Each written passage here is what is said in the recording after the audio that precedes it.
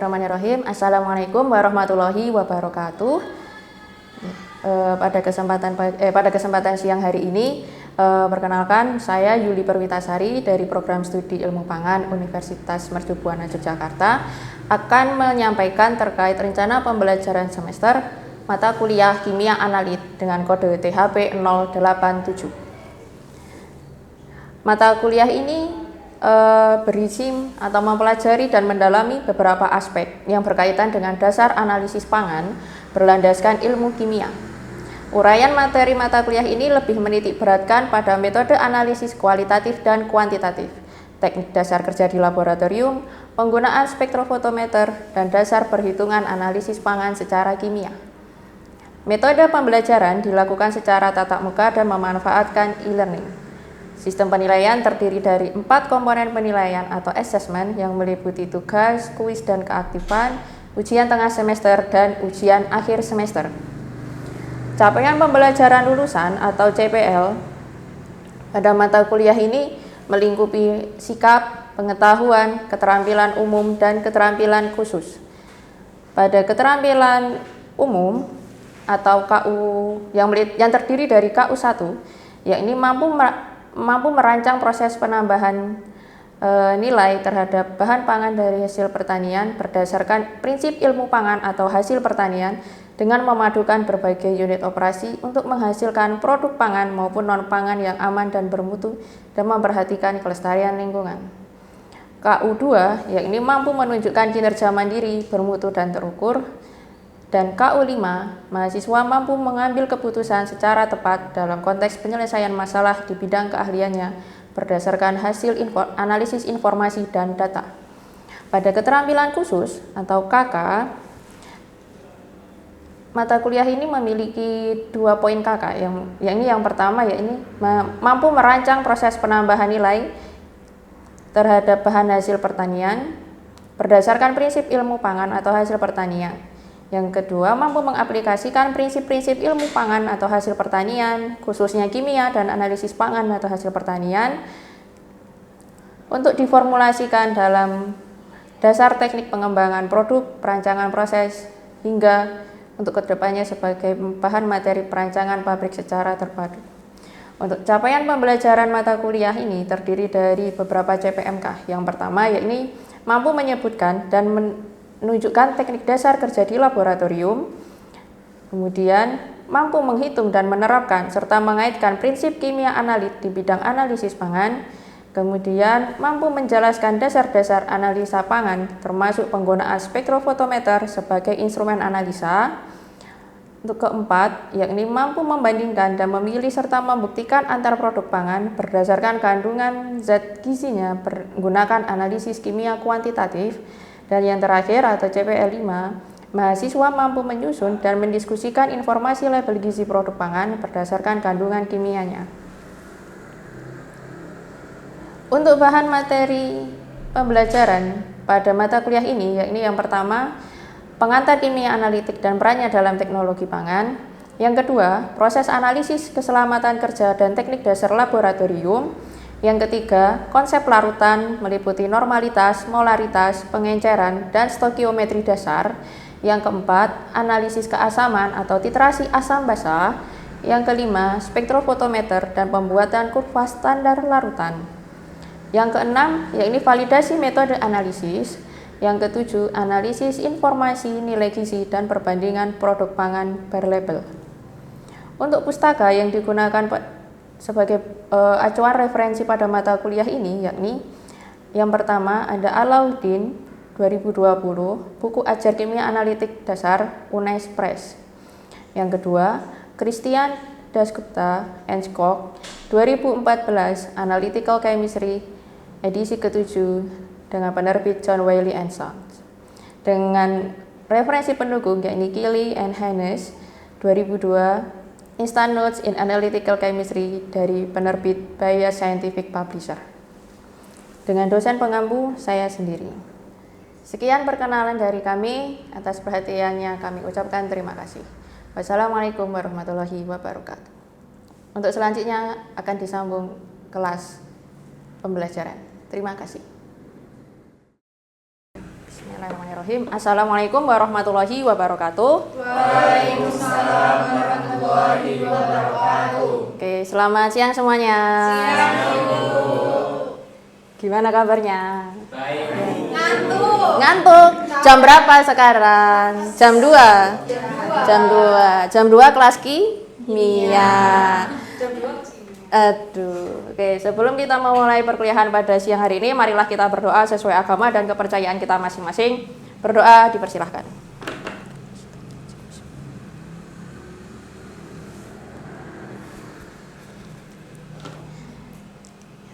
Oke, cukup. Nah, oke, pada pertemuan siang hari ini materi yang akan kita pelajari adalah stoikiometri. Oke.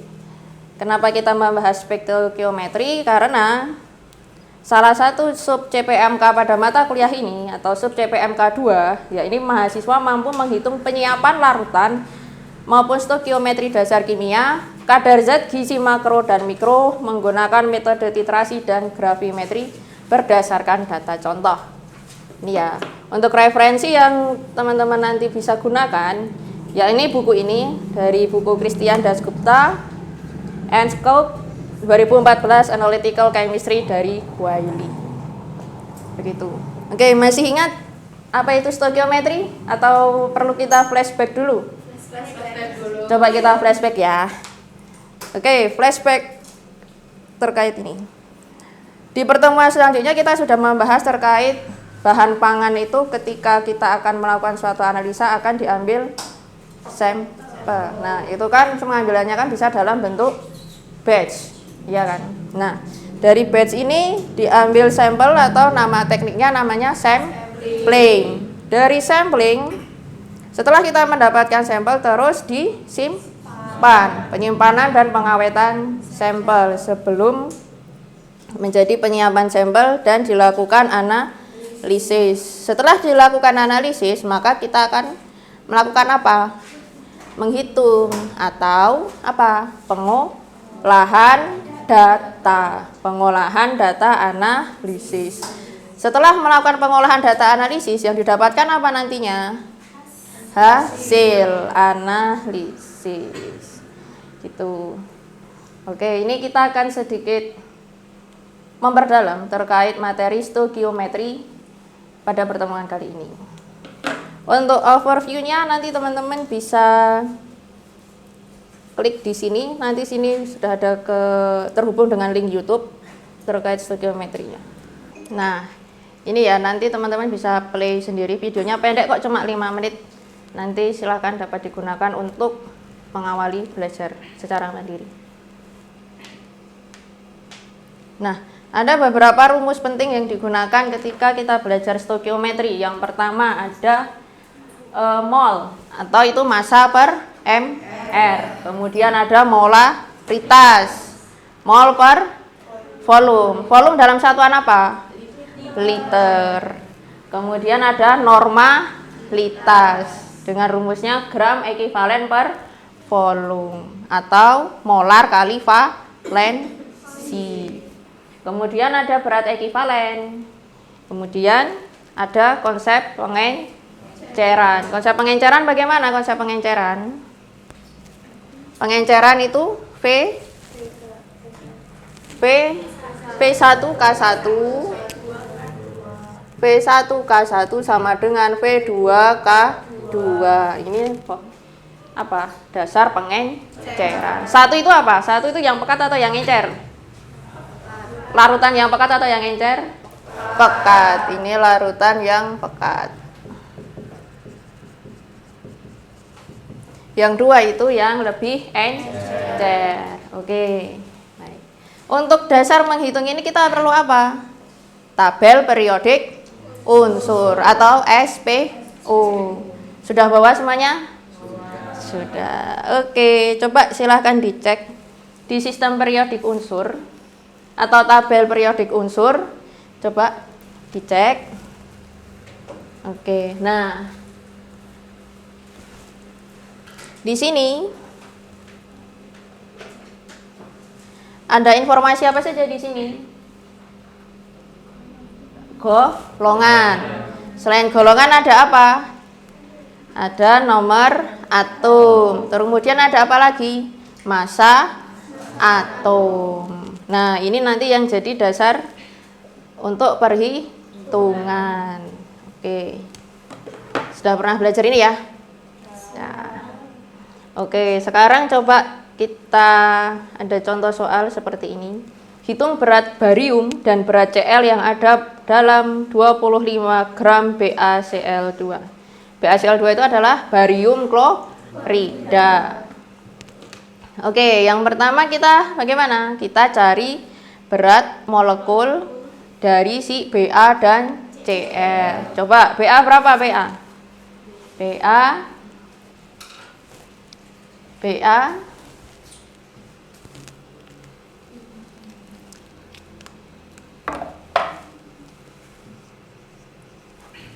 Ba berapa? Ba 137,3 Ba 137,3 gram per mol. Cl berapa Cl? 35,5. Cl-nya ada berapa? 2. Berarti ininya juga dikalikan 2. Berarti berapa? 35,5 kali 2 71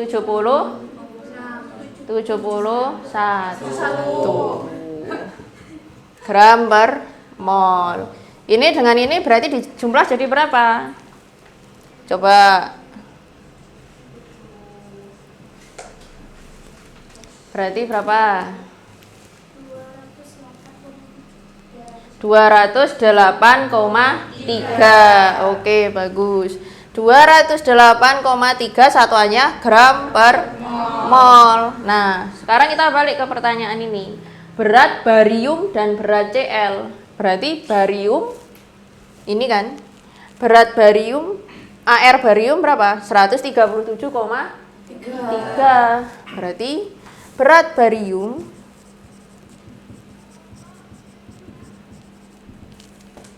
(137,3) per totalnya berapa ini? 208,3 gram per mol dikalikan berat sampelnya berapa? Berat bahan kimianya ini. Berat barium kloridanya berapa? 25 gram. Nah, coba dihitung ada berapa?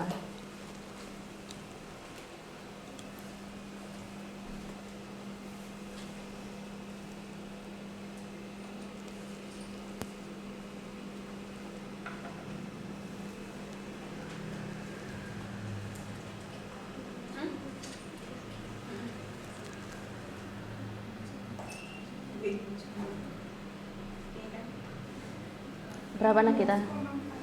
Oke, betul. 16,4 berapa Nagita? 4748 ya. 16,4748 itu sekitar 16,48 lah. 48 gram si Ba.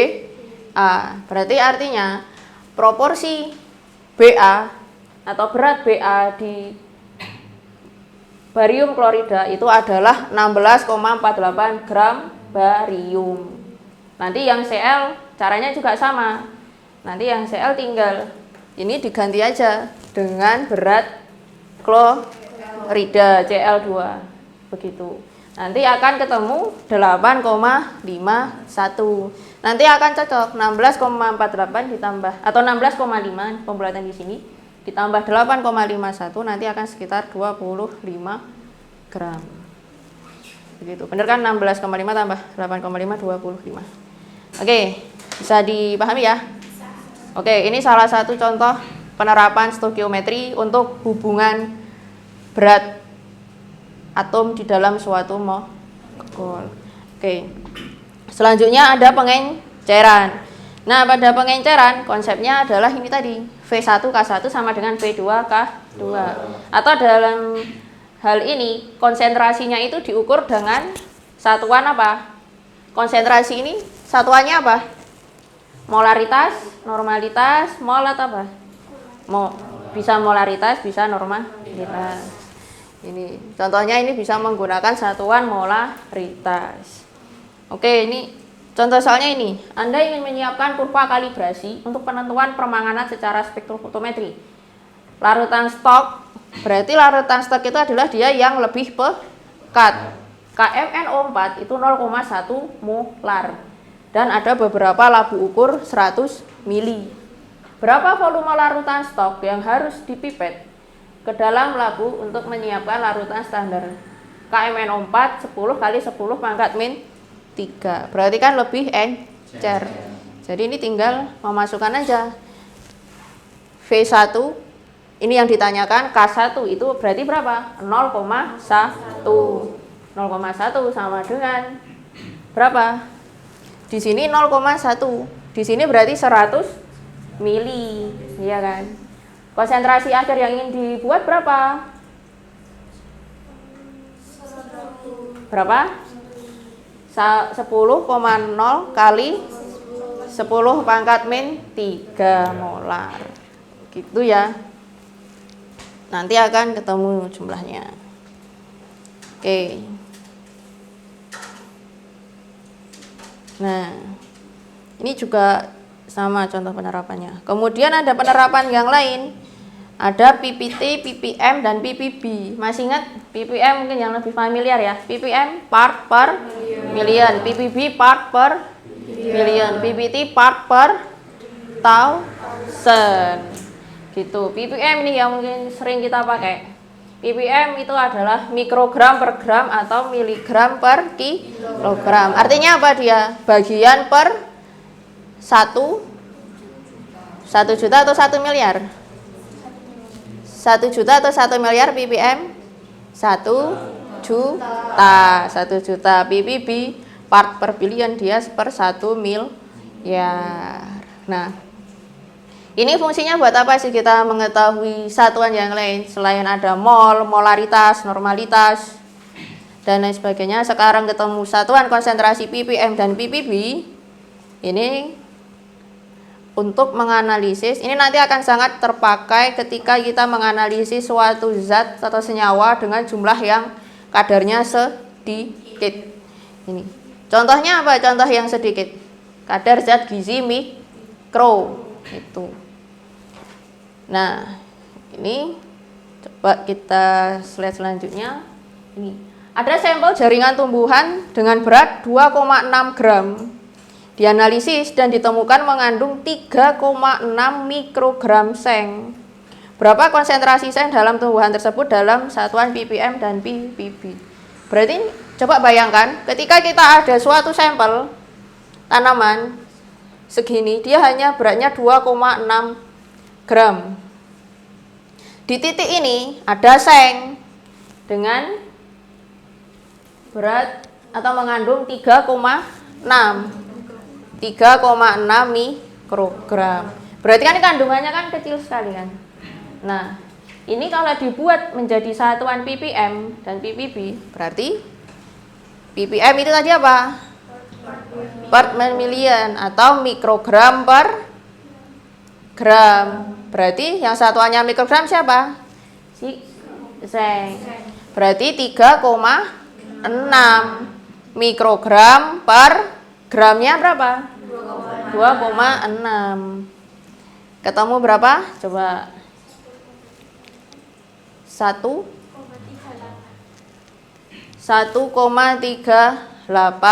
ppm.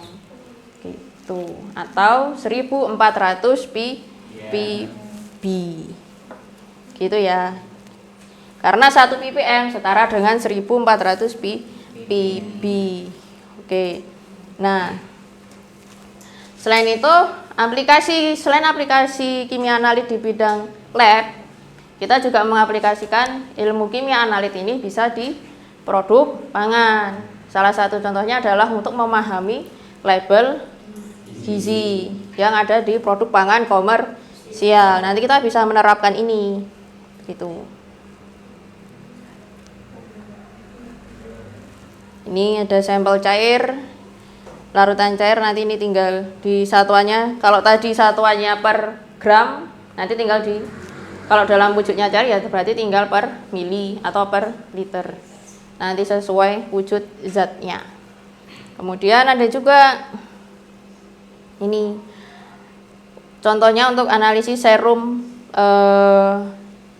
pada darah untuk menganalisis kandungan glukosa begitu. Ini konsepnya juga sama dengan ppm atau ppb. Nah, begitu. Kemudian ada beberapa hal yang harus diketahui dalam perhitungan molaritas. Nah, yang pertama ini, ketika reaksi bukan 1:1, faktor stoikiometri harus digunakan untuk menyamakan mol analit dan titran. Artinya apa? Kita tetap harus tahu berapa koefisien reaksinya. Untuk tahu berapa perbandingan molnya, untuk tahu nanti pengaruhnya ke molaritas. Begitu ya. Kemudian ini ada contoh soal terkait sampel soda abu seberat 0,2638 gram dianalisis dengan titrasi natrium karbonat dengan larutan hidrogen klorida standar. Apa itu hidrogen klorida standar? Hidrogen klorida HCl. Betul, HCl dengan konsentrasi sekian. Dia membutuhkan 38,27 mili. Nah, ini juga pertanyaannya, hitung persentase natrium karbonat di dalam sampel.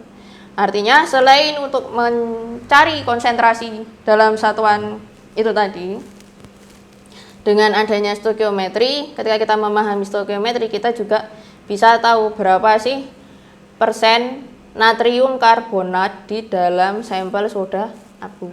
Walaupun dengan cara titrasi. Kalau tadi kan pengenceran, ini dengan cara titrasi. Begitu. Nah, mungkin kalau kita ingin mereview, coba untuk teman-teman silahkan coba buka Kahoot. Oke, kodenya 111 1520 ya. Oke. 111 1520.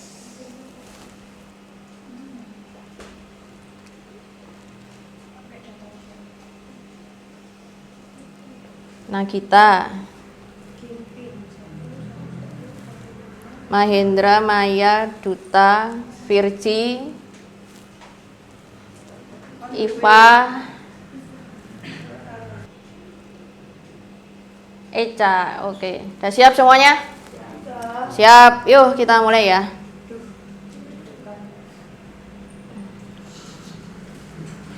Soal pertama,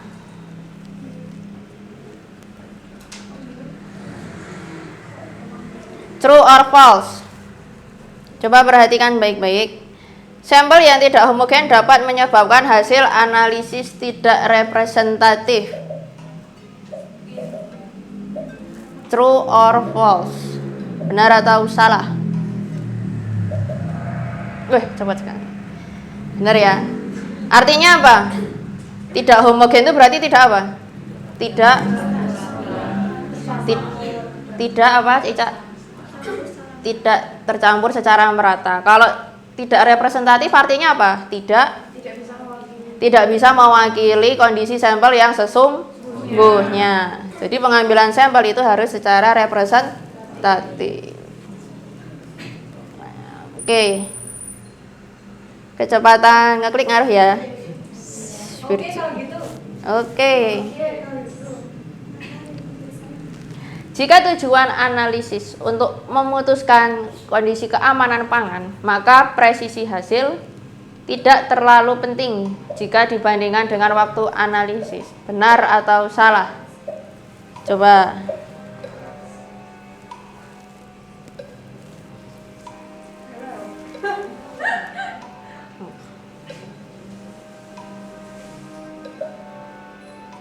Benar atau salah?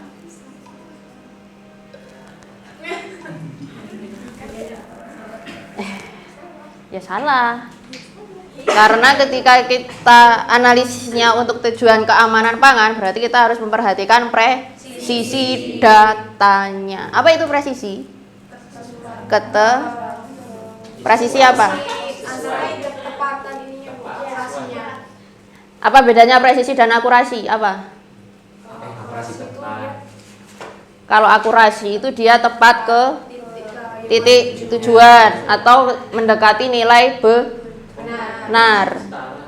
Kalau presisi dia kedekatan antar apa? Antar ulangan. Gitu ya. Gitu. Jadi untuk analisis keamanan pangan presisi itu juga penting. Lanjut, siapa yang tercepat? Wah, Virsi hilang. Wih, Zaki langsung, Duta Zaki. Hilang Virsi. Manakah di antara senyawa berikut yang memiliki berat molekul 27 gram per mol? Yang merah ada NH3, yang biru ada CaCl, yang kuning ada NaCl, yang hijau ada HCN. Selanjutnya, soal keempat. Pada fortifikasi susu bubuk ditambahkan 5 mg zat besi per 250 ml. Berapa mol zat besi yang ditambahkan? Coba cek. Zat besi itu lambangnya apa? Fe. ARFE berapa Mahendra? 5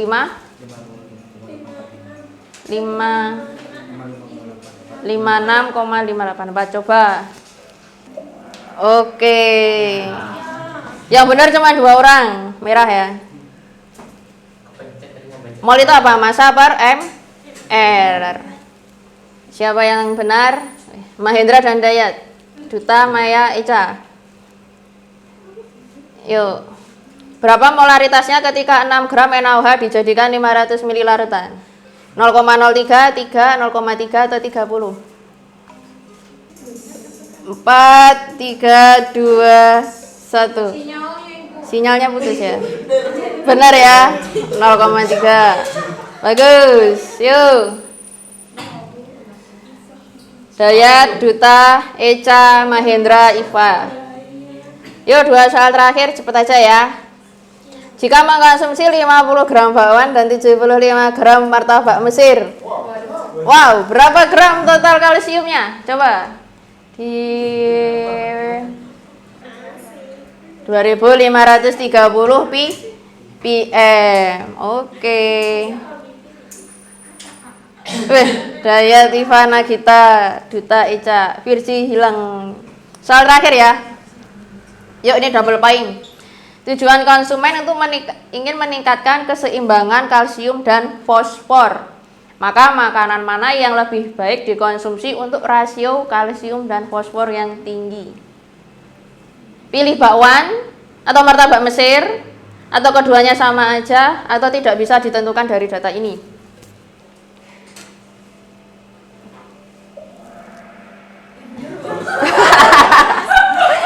Pilih bakwan. Kenapa kok pilih bakwan? Coba kita lihat rasionya ya. Tadi kan pertanyaannya untuk rasio kalsium fosfor yang tinggi. Begitu kiranya untuk pembelajaran kimia analit, selain bisa dipraktekkan di lab, juga bisa diterapkan untuk kehidupan sehari-hari. Oke, sekian perkuliahan pada siang hari ini. Terima kasih atas perhatian dan kerjasamanya. Wassalamualaikum warahmatullahi wabarakatuh. Waalaikumsalam warahmatullahi wabarakatuh. Terima kasih, Bu. Sama-sama.